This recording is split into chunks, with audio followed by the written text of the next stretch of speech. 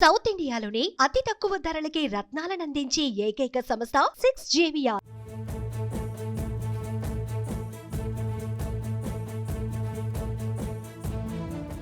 ఏపీలో 2014 ఎన్నికల పొత్తులో రిపీట్ కానున్నాయి. 10 ఏళ్ల తర్వాత టీడీపీ తిరిగి ఎన్డీఏ కూటమిలో చేరడంతో తెలుగుదేశం, జనసేన, బీజేపీ పార్టీలు కలిసి ఎన్నికలకు సిద్ధమవుతున్నాయి. పొత్తులో భాగంగా బీజేపీ 6 అసెంబ్లీ 6 ఎంపీ సీట్లలో పోటీ చేయడానికి రెడీ అయింది. బీజేపీ పోటీ చేయనున్న పార్లమెంటు స్థానాల విషయంలో ఇప్పటికే క్లారిటీ వచ్చింది. అటు అసెంబ్లీ స్థానాలపైన కసరత్తు కొనసాగుతోంది.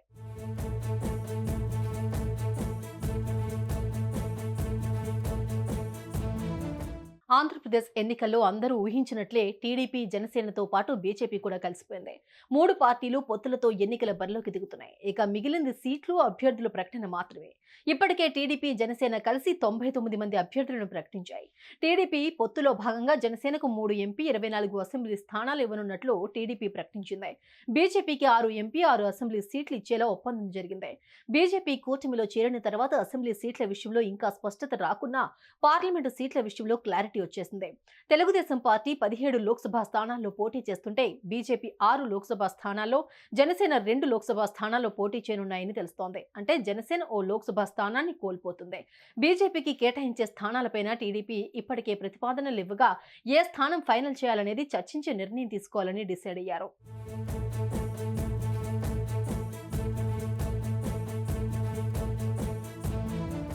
పొత్తులో భాగంగా బీజేపీకి 6 ఎంపీ, 6 ఎమ్మెల్యే స్థానాలు ఖాయమైనట్లు తెలుస్తోంది. దాంతో ఎవరు ఎక్కడ పోటీ చేయాలనే అంశంపైన ప్రతిపాదనలు సిద్ధం చేస్తున్నారు బీజేపీ నేతలు. 6 ఎంపీ స్థానాల్లో ప్రాథమిక అంచనాల ప్రకారం అరకు నుంచి కొత్తపల్లి గీత, రాజమండ్రి నుంచి పురంధేశ్వరి పేర్లను పరిశీలిస్తోంది బీజేపీ. అలాగే తిరుపతి నుంచి రత్నప్రభ లేదా నిహారికను బరిలోకి దింపే అవకాశాలు కనిపిస్తూ ఉన్నాయి.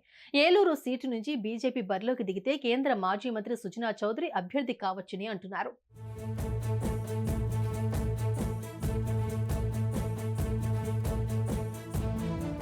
ఏలూరు నుంచి బీజేపీ అభ్యర్థి బరిలో ఉంటే నర్సాపురం నుంచి ప్రస్తుత ఎంపీ రఘురామకృష్ణంరాజు తెలుగుదేశం అభ్యర్థిగా పోటీకి దిగుతారని తెలుస్తోంది.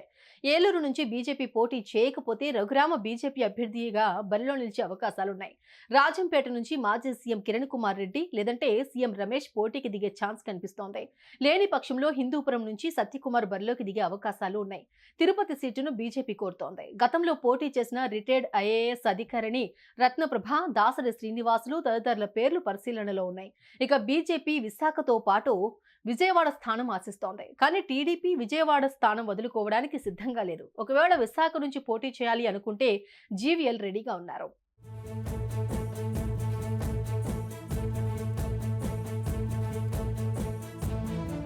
మరోవైపు పొత్తులో భాగంగా బీజేపీకి టీడీపీ 6 అసెంబ్లీ స్థానాలు కేటాయించింది. వాటిలో విశాఖ నార్త్, పి గన్నవరం, కైకలూరు, ధర్మవరం, జమ్మలమడుగు, మదనపల్లె, గుంటూరు ఉన్నాయట. అయితే మదనపల్లె, గుంటూరు సీట్లకు సంబంధించి పూర్తి స్థాయిలో క్లారిటీ రాకపోవడంతో చర్చలు సాగుతున్నాయి. ఈ రెండిట్లో ఏదో ఒక స్థానం బీజేపీకి దక్కే అవకాశం ఉంది. దాంతోపాటు నంద్యాల అసెంబ్లీ టికెట్ బీజేపీ నేత అభిరుచి మధు అడుగుతూ ఉండగా ఇప్పటికే అక్కడ టీడీపీ అభ్యర్థిని ప్రకటించడంతో సందిగ్ధం నెలకొంది.